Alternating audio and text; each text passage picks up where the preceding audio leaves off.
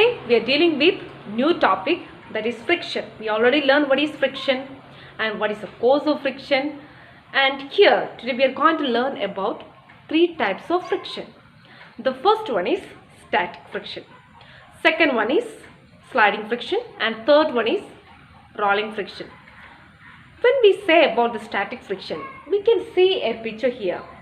A car is pushed by a man. The car is not moving, so he is pushing, and the car is not moving. As much as he push by using his muscular force, the car is not moving. We have to find out the reason behind it and what is the friction acting on this. Here it is, the ground friction is there. Ground friction is much more, so that the car is not moving. Here the friction acting on the tire of the car is known as static friction.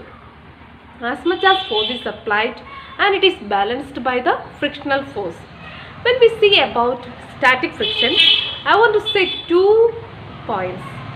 The first point is that static friction holds the object in its position, and the second point is that it prevents the object from moving. It prevents the object from change of rest to motion. I think all of you understand about 2 points. Next we can see about a video on static friction, so that we can understand something more about static friction. Are you ready for that? Let's say you want to move the stationary sofa in your living room and the sofa is really heavy.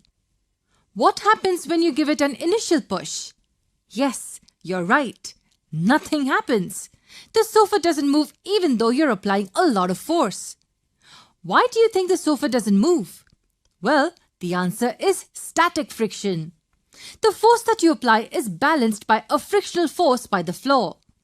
And this force is applied in the direction opposite to your push.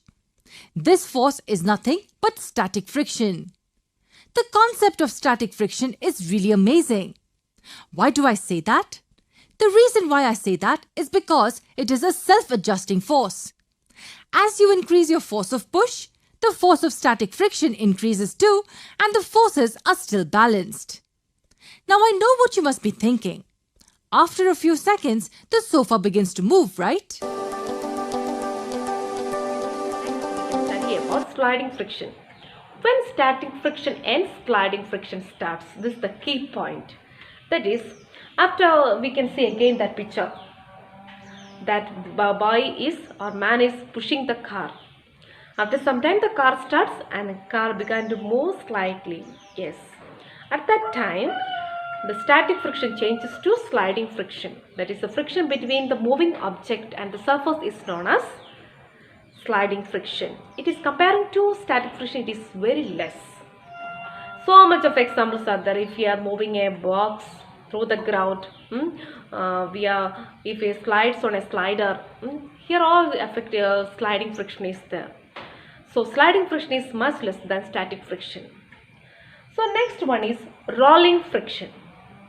Rolling friction means the friction, the resistive force or the friction between the rolling object and the ground. But if you are putting a small ball bearing, small wheel at the end, at the bottom, what will happen? It's very easy to handle.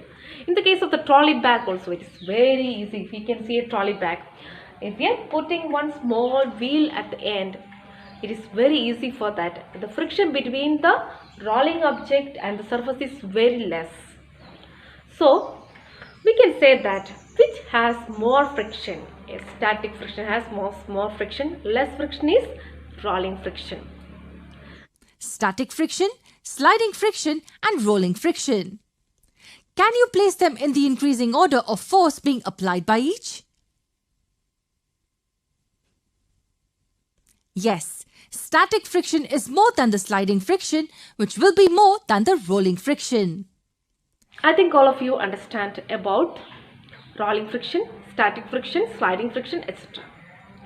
So next class, in the next live session, we can discuss it thoroughly. We can write the notes, we can clear the doubts.